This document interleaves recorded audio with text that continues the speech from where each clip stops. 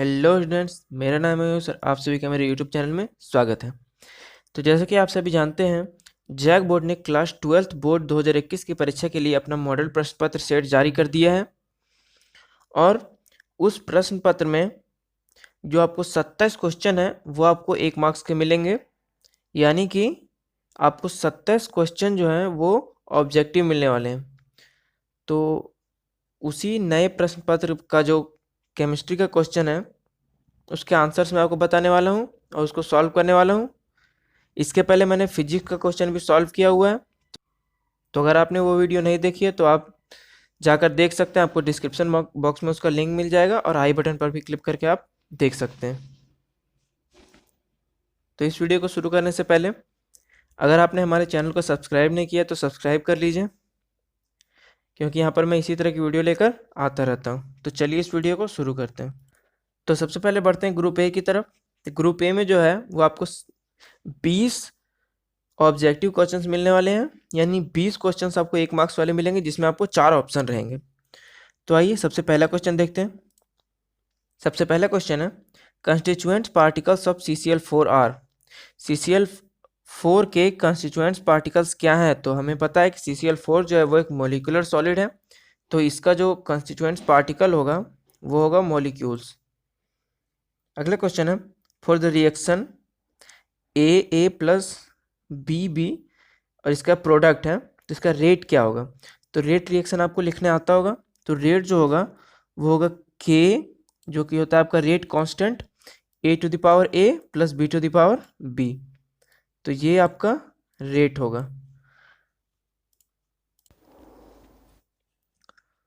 अगला क्वेश्चन है, copper pyrite is an ore of. Copper pyrite जो है वो किसका ओर है? तो जैसे कि नाम से ही आपको यहाँ पर स्पष्ट पता चल रहा है कि कॉपर पायराइट, अगर नाम में ही कॉपर है तो ये कॉपर का ही ओर होगा। तो ऐसे क्वेश्चंस आपको बहुत इजी इजी क्वेश्चंस इसमें आपको देखने को मिल रहे हैं। तो आप घबराएं नहीं, एग्जाम में भी इतने ही इजी क्वेश्चंस आपको मिलेंगे। अगला क्वेश्चन है, group 15 elements are known as. Group 15 का जो एलिमेंट है उसे क्या कहते हैं? तो ग्रुप 15 का एलिमेंट, ये भी बहुत इजी क्वेश्चन है, जो नाइट्रोजन फैमिली है वही ग्रुप 15 है। तो ग्रुप 15 के एलिमेंट को हम लोग नाइट्रोजन फैमिली कहते हैं। अगला है, स्कैंडियम इज Sc। स्कैंडियम जो है वो क्या, किस सीरीज का एलिमेंट है? तो जो स्कैंडियम है वो फर्स्ट ट्रांजिशन सीरीज का एलिमेंट है। तो ऑब्जेक्टिव क्वेश्चंस में आपको यही प्रॉब्लम है कि अगर आपको क्वेश्चन के आंसर आते हैं तो आपको फुल मार्क्स मिल जाएंगे, और अगर आपको क्वेश्चन का आंसर नहीं आ रहा है तो आपका पूरा का पूरा जो 1 मार्क्स है वो चला जाएगा।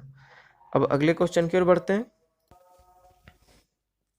अगला क्वेश्चन है, आपको एक रिएक्शन दे दिया है और पूछा है कि ये कौन सा नेम रिएक्शन है। तो इस क्वेश्चन में मैंने एक चीज़ और नोटिस की है कि नेम रिएक्शन से आपको क्वेश्चंस बहुत सारे पूछे हैं।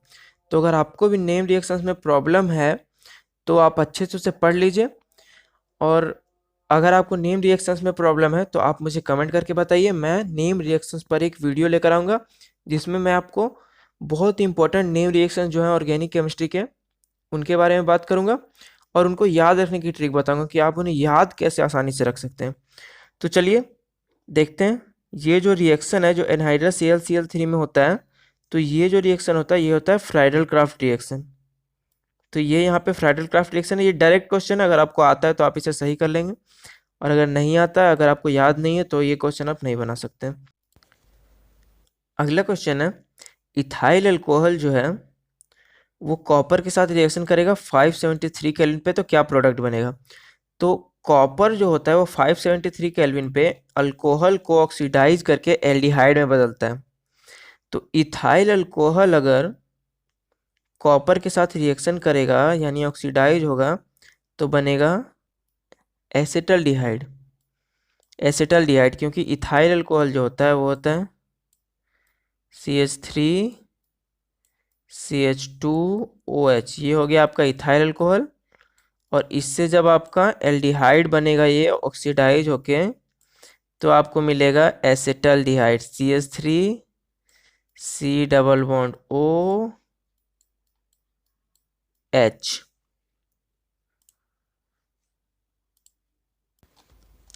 अगला क्वेश्चन है, एसिटल्डिहाइड अगर ZnHgHCl के साथ रिएक्शन करेगा तो क्या बनेगा? तो ये भी एक नेम रिएक्शन है। तो ये क्लेमेंसन रिडक्शन है। इस रिएक्शन का नाम है क्लेमेंसन रिडक्शन। और इसमें होता क्या है, इसमें जो है वो एल्डिहाइड या कीटोन जो होता है वो हाइड्रोकार्बन में रिड्यूस हो जाता है। तो क्लेमेंसन रिडक्शन में होता क्या है कि अगर आपके पास एसिटल्डिहाइड है, एसिटल्डिहाइड ये जो है ये आपका रिड्यूस हो जाएगा और आपका सिंपल हाइड्रोकार्बन बन जाएगा। तो इसमें अगर हम ये वाला रिएजेंट यूज करेंगे जो कि क्लेमेंसन रिडक्शन है, तो इसके साथ हमें मिलेगा CH3CH3।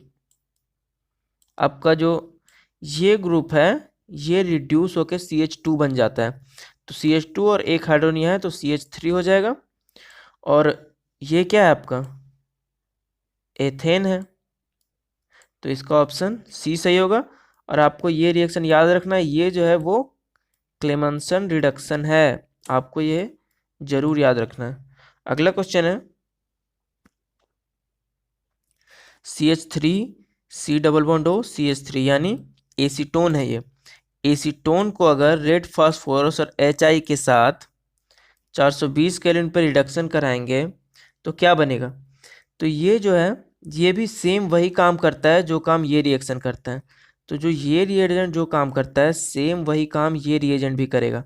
तो आपका क्या बन जाएगा, अगर यहाँ पे आपका एसीटोन है और ये C डबल बॉन्ड O जो है ये CH2 में आपको कन्वर्ट होगा तो आपको मिल जाएगा CH3 CH2 CH3।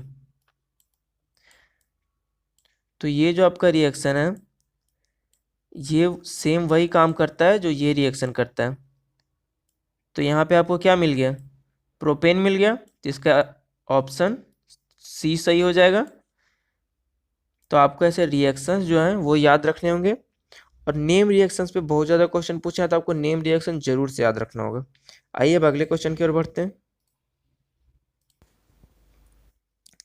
अगला क्वेश्चन है, अगर आप इस अमाइन को, ये जो आपको अमाइन दिया है, इसको आप NaNO2 प्लस HCl के साथ रिएक्शन कराते हैं तो क्या बनता है? तो जनरली जो होता है वो सबसे पहले डाइजोनियम साल्ट बनता है और वो डाइजोनियम साल्ट फिर आपका एल्कोहल में कन्वर्ट हो जाता है। तो आपको जो डाइजोनियम साल्ट बनेगा वो सबसे पहले बनेगा C2H5N2 प्लस Cl माइनस। तो ये सबसे पहले आपका डाइजोनियम साल्ट बनेगा और फिर ये आपका एल्कोहल में यहाँ पे ये आपका एल्कोहल में कन्वर्ट हो जाएगा, क्योंकि ये जो है ये बहुत ज़्यादा स्टेबल नहीं होता है। ये बहुत ज़्यादा स्टेबल नहीं होता है। अगर आप यहाँ बेंजीन रिंग लगा देंगे तो ये बहुत ज़्यादा स्टेबल होता है। तो यहाँ पे जो है ये आपका डाइजोनियम साल्ट यहाँ पे रह जाता है, लेकिन इस केस में ये बहुत ज़्यादा स्टेबल नहीं होता है। तो ये जो है वो आपका एल्कोहल में कन्वर्ट हो जाता है, तो C2H5OH आपका बन जाएगा। तो ये जो होगा ये आपका सही आंसर होगा। अगला क्वेश्चन है, मोलिकुलर फार्मूला ऑफ एल्डोट्रायोज इज। तो एल्डोट्रायोज का मोलिकुलर फार्मूला क्या होता है? एल्डोट्रायोज जो है उसका मोलिकुलर फार्मूला होता है C3H6O3। एल्डोट्रायोज का मोलिकुलर फार्मूला क्या होता है? C3H6O3। इसी तरह और भी जो आपका एल्डोपेंटोज एल्डोहेक्सोज है सबको आपको मोलिकुलर फार्मूला याद करके रख लेना होगा। अगर यहाँ पे एल्डोट्रायोज पूछा है तो हो सकता है एग्जाम में आपको एल्डोपेंटोज एल्डोहेक्सोज या किसी भी चीज़ का पूछ सकता है, तो आपको ये सब याद कर लेना है। अगला क्वेश्चन है, मोनोमर ऑफ पॉलीथीन इज। तो पॉलीथीन का मोनोमर क्या होगा? पॉलीथीन का मोनोमर होता है इथीन। पॉलीथीन जो होता है वो इथीन इथीन इसका मोनोमर होता है। ये है आपका इथीन, यही जो होता है ये पॉलीथीन का मोनोमर होता है। तो आपको पॉलीमर और उसके मोनोमर जो हैं वो आपको जरूर याद कर लेने हैं, क्योंकि इससे क्वेश्चंस बहुत ज़्यादा आपके आ सकते हैं। तो आपको जो जो आपको नॉर्मल आपके पॉलीमर्स हैं जो आपकी NCERT बुक में भी दिया होगा, तो उन वो सब आप लोगों को याद कर लेना है ताकि आपको एग्जाम में ये सब क्वेश्चन छूटे ना। अब अगला क्वेश्चन की तरफ बढ़ते हैं। अब अगला क्वेश्चन है, फॉर्मल्डिहाइड इज। फॉर्मल्डिहाइड क्या है? तो फॉर्मल्डिहाइड जो है वो डिसइंफेक्टेंट है। फॉर्मल्डिहाइड जो है वो एक प्रकार का डिसइंफेक्टेंट की तरह हम उसको यूज करते हैं। अगला क्वेश्चन है aluminium hydroxide is, aluminium hydroxide क्या है? तो एल्युमिनियम हाइड्रोक्साइड एक एंटा एसिड है। एंटा एसिड क्या होता है? जब हमारे स्टमक में एसिड की मात्रा बढ़ जाती है यानी एसिडिटी हो जाती है, तो हम एंटा एसिड को यूज करते हैं। ये हमारे स्टमक में जाके, ये जनरली बेस होते हैं। एल्युमिनियम हाइड्रोक्साइड जो होता है वो तो बेस है क्योंकि हाइड्रोक्साइड है, तो ये बेस होता है। ये हमारे जो स्टमक में एक्सेस एसिड होता है उसके साथ रिएक्शन करके उसको न्यूट्रलाइज कर देता है, तो ये इस तरह हमें राहत पहुंचाता है। तो एल्युमिनियम हाइड्रोक्साइड जो है वो एंटा एसिड है। अगला क्वेश्चन है formula of copper glass is. तो कॉपर ग्लास का फॉर्मूला क्या होता है? तो Cu2S जो है कॉपर ग्लास का फॉर्मूला होता है Cu2। तो इसका ऑप्शन नंबर ए सही है। Cu2S जो होता है वो कॉपर ग्लास का फॉर्मूला होता है। अगला क्वेश्चन है स्ट्रक्चरल फॉर्मूला ऑफ 1-क्लोरोब्यूटेन इज। 1-क्लोरोब्यूटेन का स्ट्रक्चरल फॉर्मूला क्या है? तो सबसे पहले ब्यूटेन, तो जो सबसे पहले इसमें 4 कार्बन का चेन होना चाहिए, तो 4 कार्बन का चेन इसमें है नहीं, इसमें भी 5 कार्बन का चेन है, तो 1-क्लोरोब्यूटेन जो होगा वो यही होगा, 1 क्लोरो और 4 कार्बन का चेन, तो 1-क्लोरोब्यूटेन। अगला क्वेश्चन है molecular formula of sucrose is. Sucrose का मॉलिक्यूलर फार्मूला क्या होता है? तो सुक्रोज का जो मॉलिक्यूलर फार्मूला होता है, क्योंकि सुक्रोज एक डाइसेक्राइड है, तो सुक्रोज का मॉलिक्यूलर फार्मूला होता है C12H22O11 C12H22O11। ये सुक्रोज का मॉलिक्यूलर फार्मूला होता है और सुक्रोज एक डाइसेक्राइड होता है।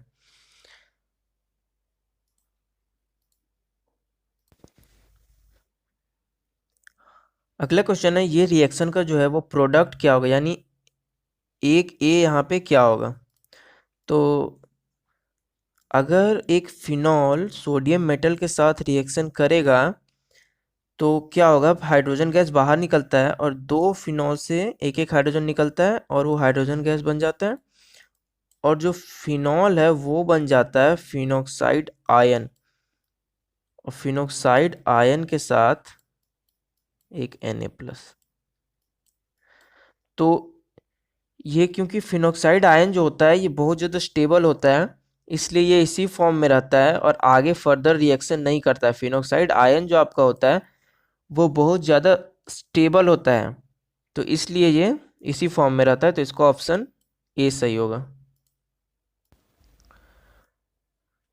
अगला क्वेश्चन है जो आपका एसिटिक एसिड है, एसिटिक एसिड सोडियम मेटल के साथ किस तरह से अभिक्रिया करता है? तो एसिटिक एसिड जो है वो सोडियम के साथ रिएक्शन करके बनाता है सोडियम एसीटेट, जो कि आपका ऑप्शन नंबर बी में है। यह है सोडियम एसीटेट, ये भी स्टेबल होता है इसलिए ये इसी फॉर्म में रहता है। अगला क्वेश्चन है the oxidation number of CO in this complex is. तो ऑक्सीडेशन नंबर निकालने का सबसे अच्छा जो ट्रिक है, ये सबसे अच्छा जो रास्ता है वो क्या है कि हम इसका ऑक्सीडेशन नंबर को x मान लेते हैं। अब क्योंकि NH3 जो है NH3 न्यूट्रल लिगेंड है, तो इसका तो कोई ऑक्सीडेशन नंबर होगा नहीं या इस पर कोई चार्ज होगा नहीं, और Cl जो है उस पर एक नेगेटिव चार्ज होता है, तो NH3 का 0 और Cl का -1 इक्वल टू हो जाएगा +2, क्योंकि इसके पूरे जो ब्रैकेट के बाहर है वो +2 चार्ज है। अब इस इक्वेशन को सॉल्व करके हम इजीली जो है इसका ऑक्सीडेशन नंबर निकाल सकते हैं, तो ये किधर जाएगा तो प्लस हो जाएगा, तो x इक्वल टू 3, यानी कि जो कोबाल्ट आयन है यहाँ इसका जो ऑक्सीडेशन नंबर है वो आपको 3 मिल गया, तो यहाँ होगा +3।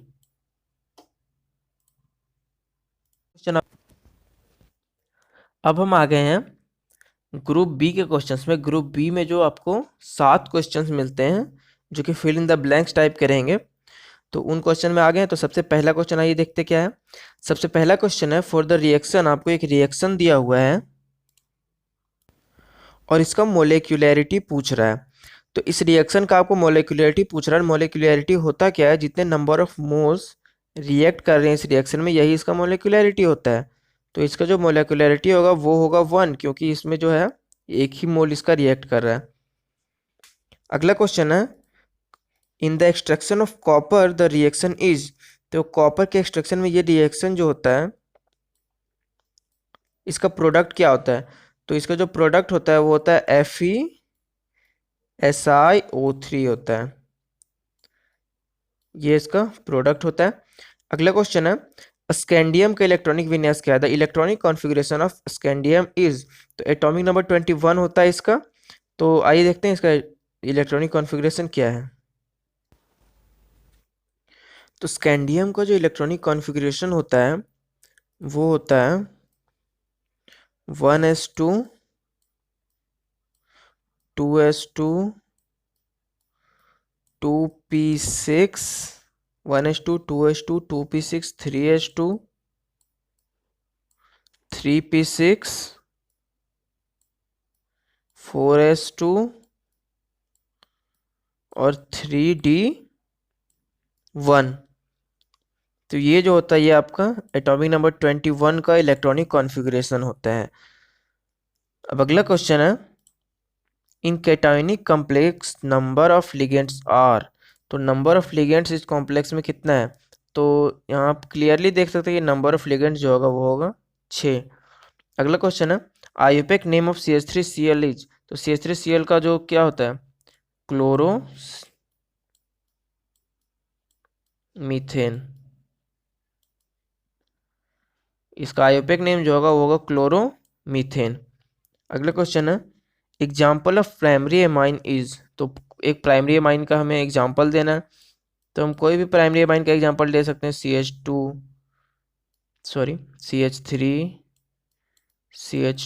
NH2 ये हो गया एक प्राइमरी एमाइन। तो एक 1 डिग्री एमाइन यानी प्राइमरी एमाइन का आपको कोई भी एक एग्जाम्पल देना, जो कि अगेन बहुत ज़्यादा ईजी है, इन सब में आप आराम से स्कोर कर सकते हैं। अगला क्वेश्चन है, example of anti histamine is. तो एक एंटी हिस्टामिन का एक एग्जाम्पल आपका होता है सिट्रीजिन। एक एग्जाम्पल आपका हो गया सिट्रीजिन, और भी बहुत सारा होता है, सिट्रीजिन, डाइफिनाइल हाइड्रामाइन। तो ऐसा ही बहुत सारा होता है। तो ये भी आप एकदम आराम से यहाँ पे भी स्कोर कर सकते हैं। तो ये जो आपको अभी तक 27 क्वेश्चन मिले हैं, ये आपको पूरा 27 मार्क्स के आपको 27 क्वेश्चन हैं। और इनमें आपको 27 में 27 स्कोर करना कोई बड़ी बात नहीं है, आप आराम से यहाँ पर स्कोर कर सकते हैं। अब इसको देखकर आपको ध्यान क्या क्या रखना है कि आपको सबसे पहले ऑर्गेनिक केमिस्ट्री में जो आपको नेम रिएक्शंस हैं, तो ऑर्गेनिक केमिस्ट्री में जो आपके नेम रिएक्शंस हैं ये आपके लिए अभी मस्ट हो जाते हैं, क्योंकि जिस तरह से मॉडल पेपर आया है, नेम रिएक्शन जो है वो बहुत ज़्यादा इंपॉर्टेंट होने वाले हैं आपके लिए। अब अगला क्या है? अगला है जो आपके पॉलीमर्स। पॉलीमर्स से आपने देखा यहाँ पे एक क्वेश्चन आया है, और पॉलीमर से क्वेश्चंस, ऑब्जेक्टिव क्वेश्चंस बहुत ज़्यादा बनाए जा सकते हैं। तो पॉलीमर जो है आपका वो आपको पढ़ना बहुत ज़्यादा ज़रूरी है। तो पॉलीमर्स, उसके बाद जो केमिस्ट्री इन एवरीडे लाइफ है, केमिस्ट्री इन एवरीडे लाइफ से भी बहुत ज़्यादा क्वेश्चंस बनाए गए, जो कि एक क्वेश्चन आप यहाँ देख सकते हैं, 2-3 क्वेश्चन ऊपर भी थे। तो आपको केमिस्ट्री इन एवरीडे लाइफ तो जरूर पढ़ना होगा। Chemistry in everyday life IUPAC nomenclature से आपको 2 क्वेश्चंस मिल गए। फिर आपका कोऑर्डिनेशन जो कंपाउंड्स हैं, कोऑर्डिनेशन कंपाउंड्स, ये बहुत ज़्यादा इंपॉर्टेंट है आपके लिए, क्योंकि यहाँ से जो है वो ऑब्जेक्टिव क्वेश्चंस आपके बन सकते हैं। तो कोऑर्डिनेशन कंपाउंड से आपको क्वेश्चन पूछे हैं। तो मेनली जो ज़्यादा क्वेश्चंस हम कहेंगे कोऑर्डिनेशन कंपाउंड से हैं, पॉलीमर से, केमिस्ट्री इन एवरीडे लाइफ, और जो नेम रिएक्शंस हैं उसी से ज़्यादा आपका है क्वेश्चंस।